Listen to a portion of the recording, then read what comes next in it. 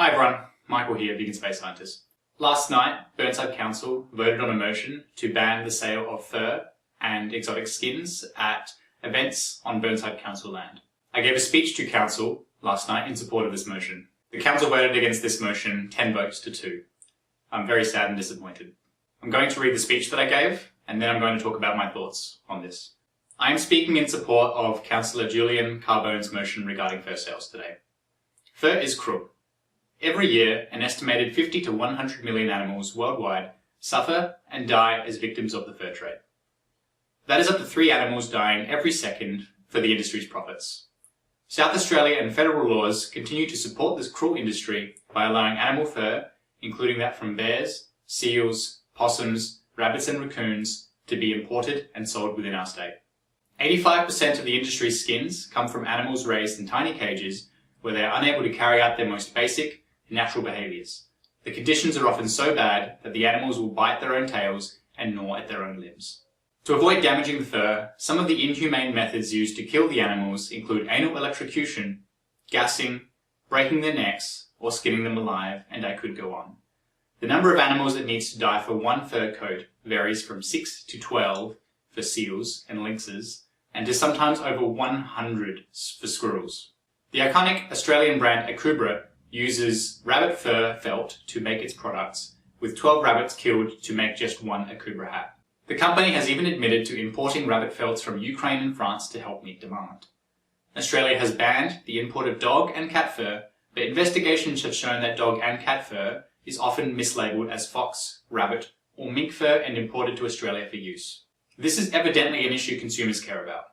Data from multiple sources shows that the sales of real fur are declining, while the sales of alternative products such as vegan fur are increasing. 95% of Australians surveyed view farm animal welfare with concern. Fur is sometimes promoted as a sustainable alternative to faux fur, but this could not be further from the truth.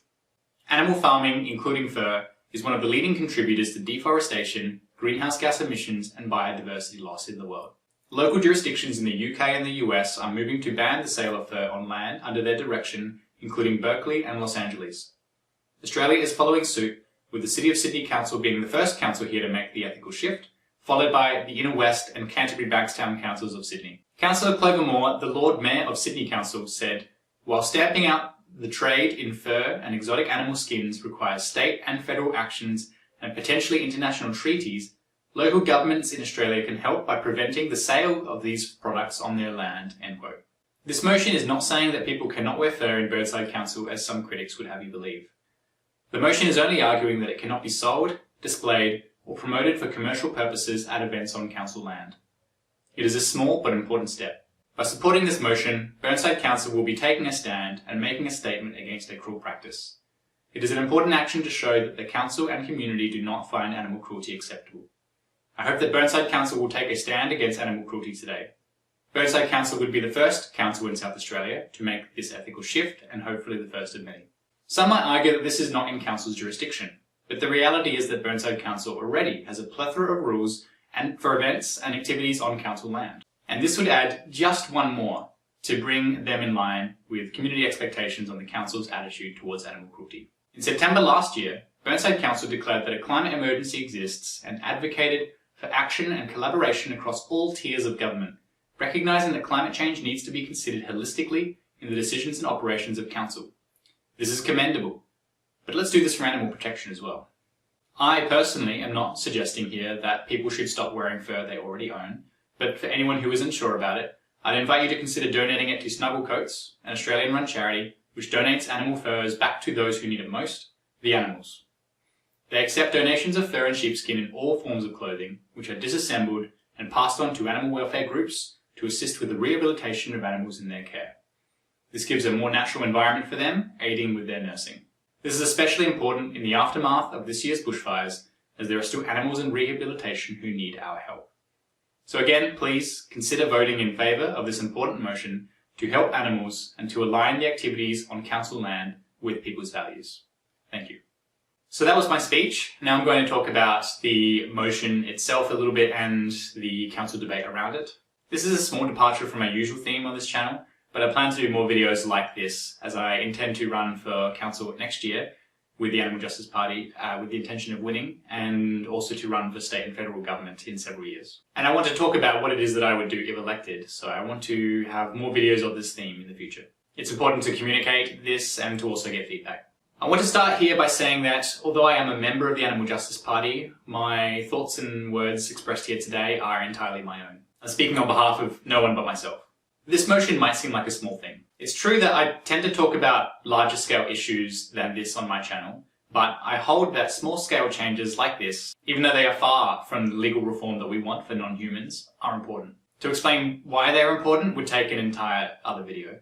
And for what it's worth, I am going to be doing a video series soon on politics, where some of the videos I'll be doing include why I think being involved in politics for animal protection is important, my own experience of running in a state and federal election last year, and videos on what I think some of the problems are and what I would do to solve them if elected. So the motion received 2 votes for and 10 votes against. I want to start by thanking Councillor Julian Carbone for putting the motion forward, and Councillor Huebl for supporting it. I appreciate Councillor Huebl suggesting that the motion could have gone even further, banning other products to be sold at Burnside markets, such as foie gras and other products that have unacceptable animal cruelty associated with their production. I want to talk about some of the criticism and ad hominem attacks that were levelled against Councillor Carbone in the council debate last night by some of the other councillors. There's a lot to talk about here. A lot of the criticism I really did preemptively cover in my deputation, which was given before the debate took place. And so I'm not going to address any objections that I've actually already addressed. One councillor asked if the mayor would no longer be able to wear their ceremonial robes, which I believe are made of fox fur, at council events in the future if this motion were to go through. First, no, because the robes are not displayed with the intention of selling them. The motion was quite clearly from the wording referring to items being displayed for the purpose of selling them. But the fact that it was even implied that this is a sticking point is troubling. It basically equates to, we have a tradition of doing something, and so we should keep doing it. I talk a lot on this channel about breaking traditions and customs that just don't make sense anymore. I think a lot of the world's problems arise from traditions and customs. Why would we want to continue a tradition of wearing someone else's body? A big question was around policing. If someone does try to sell fur at a council event, what can we do to stop them or to enforce this? Well, how do we enforce anything at a council level? Storeholders need council approval to be at a council market. So why do we not just have it in the rules that they can't sell fur? If they break this agreement, we can fine them and not allow them to have a stall at the market anymore. Obviously, council can't put them in jail for breaking this, but this hasn't been a sticking point for any other thing that council does or any other motion council puts forward about what people can and can't do. Council issues parking fines, and just last month they were talking about issuing fines to people who do not pay their companion animal registration. There are already so many rules about council events, what you can and can't do, and this would just be adding one more. I really fail to see the problem here.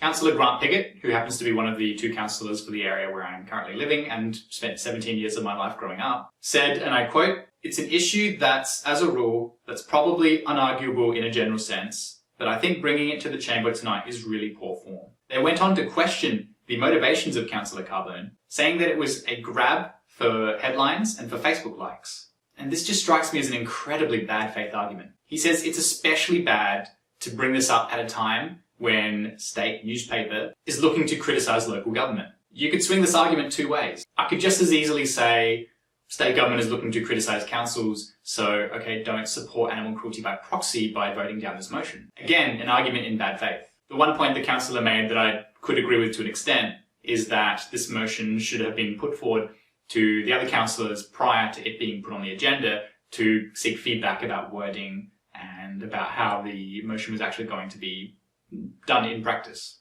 Okay, fine, I haven't been on a council. I can't say whether this is usually the protocol by which things are put on the agenda, if they are usually brought forward for debate with the other councillors. If it's not usually the case, and he's just bringing this up for this particular motion, then that's in bad faith, that the councillor himself can be the judge of that.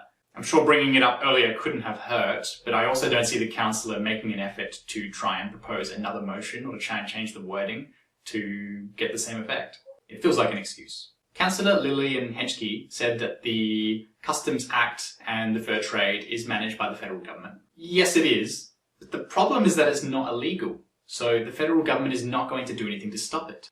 The federal government can't even stop mislabelled cat and dog fur, which is actually illegal to import, from being imported and mislabelled as other fur products. So you will forgive me if I have little trust in the federal government to actually do anything meaningful on this issue. You'll forgive me if I want to see my council doing something about this. Councillor Mike Daws said that certain issues just aren't council issues and raised a few examples. He picked the wrong examples because he mentions opposing nuclear waste as not being a council issue, and yet that hasn't stopped Prospect Council from taking a stance on nuclear energy.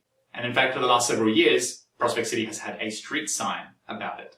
Councillor Helga Lemon talked for a few minutes about a woman who lived in Kensington Park and was a few months ago, quote, left to sit in a cane chair and her flesh rotted while she was still alive, end quote.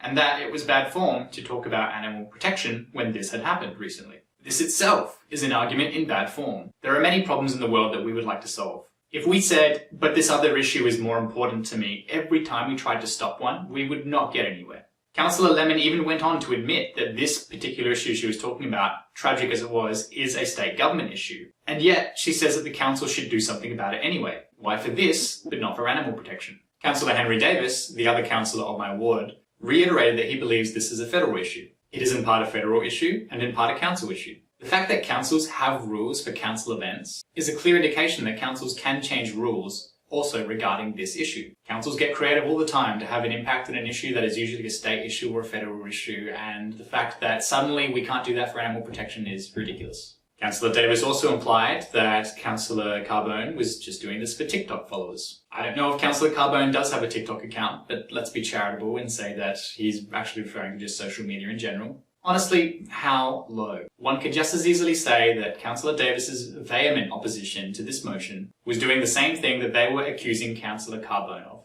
Virtue signalling.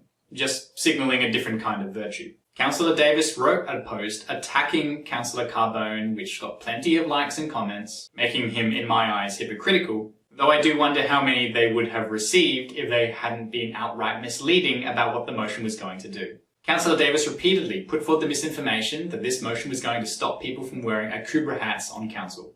They even made a video this morning announcing and celebrating that it was not illegal to wear an akubra hat on Burnside Council. I don't know why they are so obsessed with a hat that takes the lives of 12 rabbits to make. Supposedly they're against animal cruelty. They apparently wore such a hat to the council meeting last night. The councillor mentioned the Keelty report about the bushfire investigation, and he said that anyone wanting to do something to help animals at the council level should look at the recommendations in the report. Councillor, it's great that you want to do something to help animals, but why have we not heard you speaking about this until now? Earlier in the day yesterday, Councillor Davis made a post on Facebook about this report. What convenient timing. One could accuse them of the dreaded virtue signalling that they are supposedly so against, but that would be an argument in bad faith, so I won't.